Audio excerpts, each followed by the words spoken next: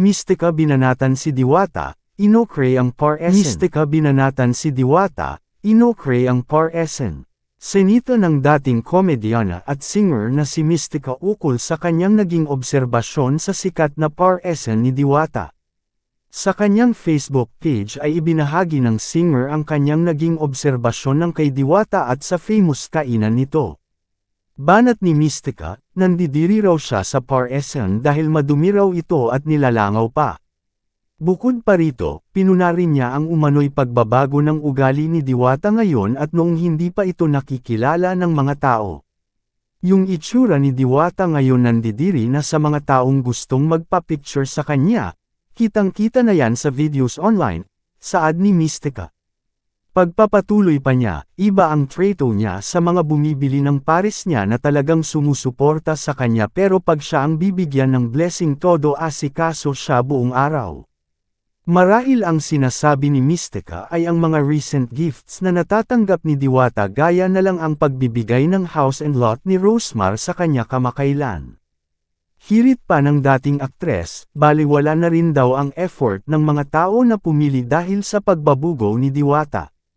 Alam ko, napansin niyo rin na baliwala na yung mga taong pumila at kumakain sa par-esen niya, ang bilis niyang nagbago. Papaano pa haanga ang tao sa kanya kung ganoon siya? Akala mo kung sino na siya na hindi na maabot.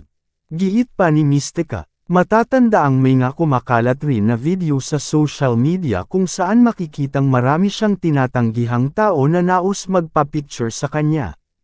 Sinabihan pa niya si Diwata na asikasuhin ang duweyot niyang tindahan.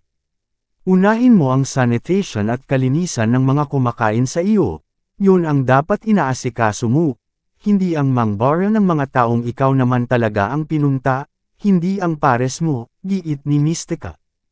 Hindi niya alam na ito ang magpapabagsak sa kanyang nilalangaw at duwiyot na ugali, duwiyot na katawan at pagmumukha at duwiyot na par-esen. Sabi pa nito, ito enman ang response ni Diwata hoy de sobrang paniniira mo sa akin bakit naabala ka ba sa mga videos ko na kumakalat sa mga social media platforms wala hindi mo mapigilan yan dahil ang mga vlogger mismo ang nag-upload niyan samantalang ikaw laos ka na wala ka ng kwenta at wala naring maniniwal sa'yo dahil ikaw ay laos na kaya gagawa ka lang ng kwento. At kung gusto mo para makapagsabay na tayo sa outang sa susunod na buwan at least kita lahat kawawa sa'yo madam kumain ka lang nang. Tahop at mag-take ng vitamins kasi na enang ka na talaga na stress na ako sayong hinay opak ka.